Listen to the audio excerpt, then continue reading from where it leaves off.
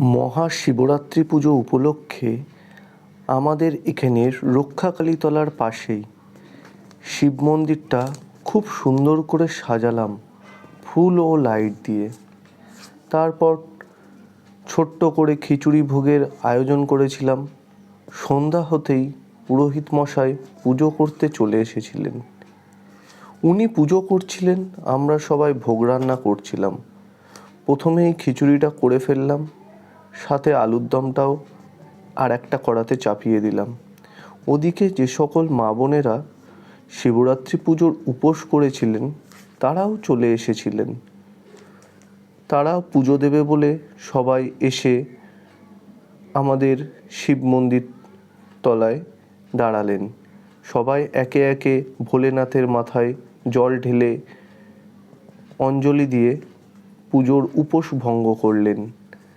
আমরাও রান্না শেষ করে ফেললাম।